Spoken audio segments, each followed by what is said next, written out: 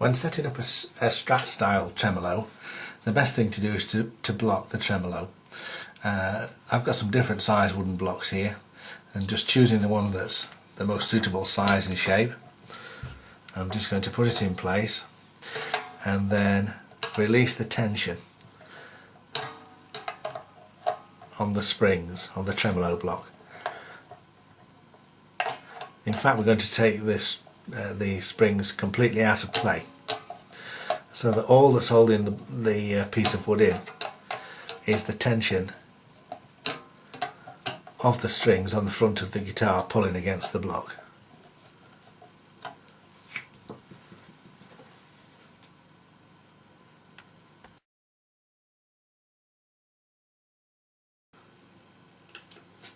I'm going to adjust the position of the block in the back of the tremolo cavity until the distance between the bottom of the tremolo plate here and the top of the body of the guitar is about 3/32 of an inch.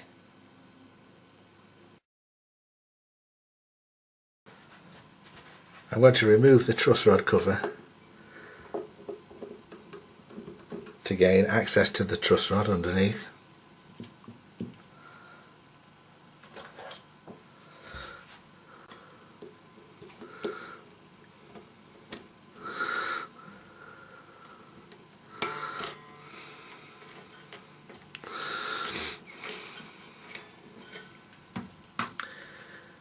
You need to make sure that you use the correct Allen key when making an adjustment to the truss rod.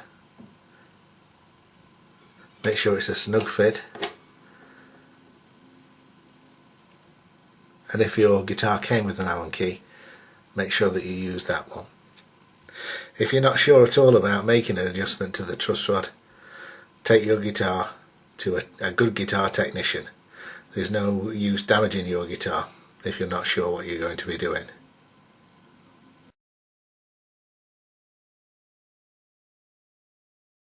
I'm then going to put a capo on the first fret to eliminate the nut when we're doing our setup.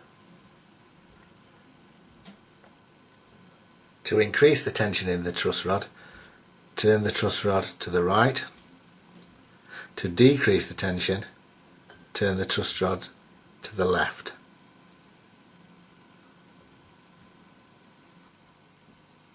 With the guitar tuned to pitch and in the playing position, I'm going to adjust the neck. I'm using a capo here to fret the string at the first fret, and then using my other hand I'm going to fret the string at the 17th fret, and around the 7th fret I'm going to use a feeler gauge to check the gap between the bottom of the string and the top of the fret. What we definitely don't want to see is a back bow or a very pronounced up bow. What we're looking for is a slight gap, a little bit of relief between the straight edge of the string and the top of the fret, somewhere between 0.02 and 0.10 of an inch.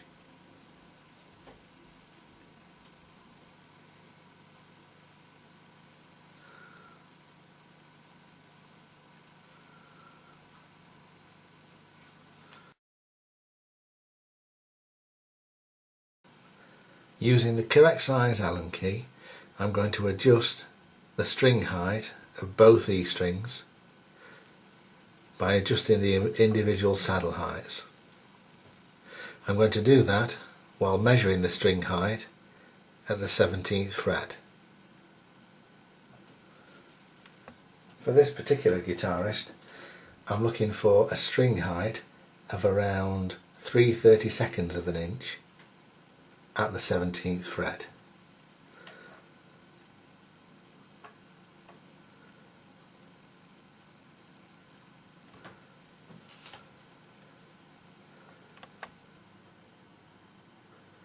Having set the string height for the two E strings, and then having determined the radius of the fretboard to be 14 inches using my notch radius gauge, I'm then going to set the radius or the curvature of the strings to match the curvature of the neck.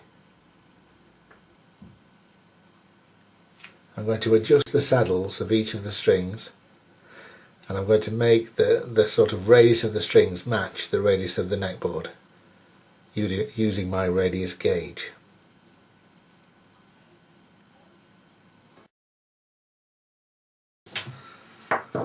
I'm now going to set the pickup height for each of the pickups by fretting the string at the last fret and measuring the height between the top of the pickup and the bottom of the string, which should be about 1/8 of an inch on the bass side. I'm going to do it for each pickup in turn, and about 3/32 of an inch on the treble side. Once you've got it in the right sort of ballpark, then plug in your amp and use your ears to determine exactly the right position.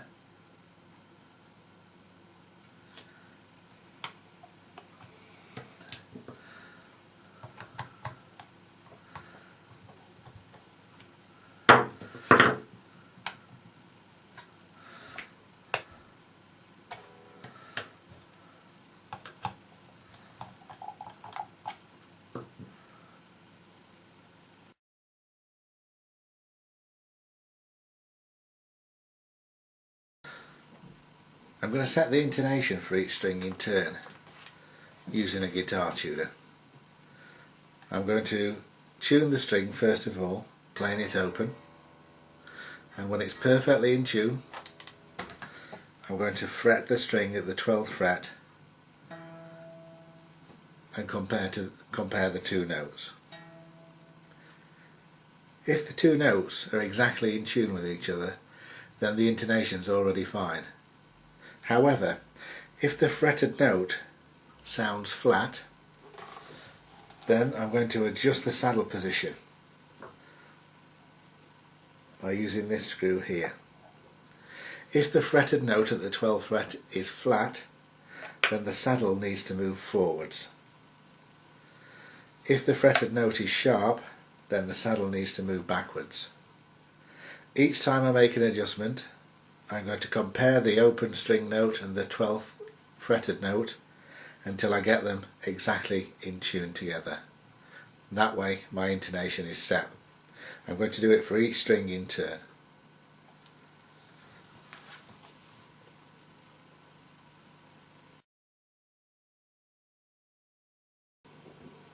When you're totally happy with the setup of the guitar and you've finished setting the intonation, the last thing to do is to bring the tremolo spring claws back into play. So I'm going to use my screwdriver to adjust each of the tremolo spring claws in turn.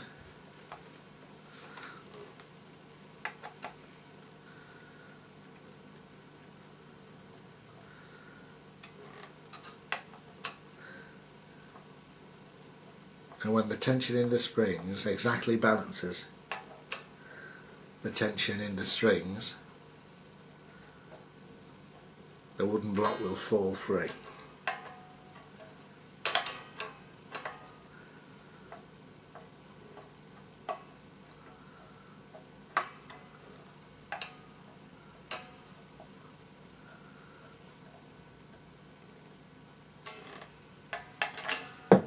There we go. That's your tremolo perfectly balanced and set up.